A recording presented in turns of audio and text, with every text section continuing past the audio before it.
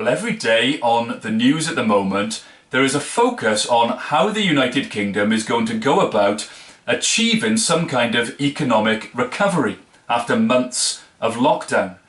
Businesses, large and small, have been badly affected.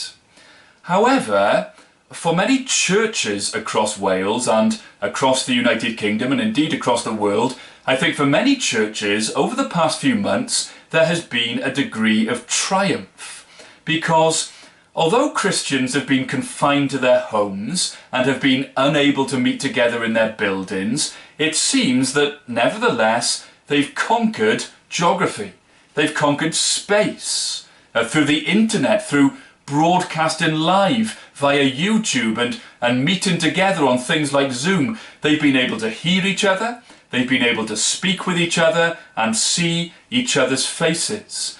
Categories like near and far away seem to belong to the past. Space has been conquered and it seems like the world is now much smaller. Well, I want to give you a verse today that tells us that whilst it might be true that space has been conquered, we have not conquered time. This is the verse. It's from the Old Testament book of Ecclesiastes. Vanity of vanities, says the preacher. Vanity of vanities, all is vanity. The Hebrew word there that's translated as vanity is sometimes translated in other parts of the Bible as a breath. And so someone's translated the verse like this: a breath, the merest of breaths. Now, does that resonate with you? Life goes quickly, like blowing a bubble which is there for a moment before it pops, or like blowing out the candles on a birthday cake. The smoke doesn't hang around for long. Life goes quickly. It slips through our fingers. It passes us by. And many people, as they've spent more time than usual at home, have sorted through old photographs. Perhaps you've wondered, where did the time go? The message of this book of Ecclesiastes brings us some perspective. In verse 11 of chapter 1 it says this: "There is no remembrance of former things, nor will there be any remembrance of later things yet to be, among those who come after."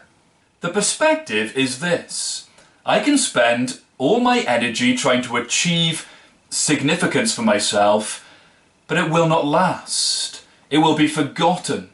Perhaps as time passes, we worry more about what we've done. What has my life achieved? And so men my age, we get out our bikes and we try to prove we've still got it, or whatever it might be. This book tells us of this reality. Even if we do achieve greatness, it will soon be forgotten. Statues are being pulled down around the world, and I'm not going to get into that political debate, but those who achieved things are being re-evaluated. I think you perhaps walk past statues in Cardiff or wherever you live. You walk past statues whose society thought at one time it was worth remembering them. You walk past them and you have no idea who they are, and you have little inclination to find out. The fleeting nature of time means there is no remembrance of former things, nor will there be any remembrance of later things yet to be, among those who come after. Now, this message isn't meant to get you down. Rather, it's to give you a better perspective.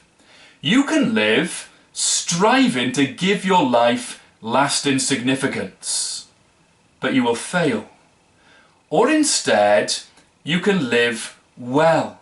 And what is it to live well? Well, at the end of this book of Ecclesiastes, in chapter 12 and verse 13, it says this: "The end of the matter, all has been heard, fear God and keep his commandments, for this is the whole duty of man." My life will be forgotten, and my work, what I've done, it won't be remembered. But there is one whose work will never be forgotten. In fact, his work will be the song of heaven. the Lord Jesus Christ. His work was to go to the cross, to rescue men and women from their sin and from the consequences of their sin. And through Jesus Christ, we can know God. By his cross, we can know friendship with him. And in knowing him, we will possess with him an inheritance that will never be forgotten and that will never pass away. Do you know that that is yours?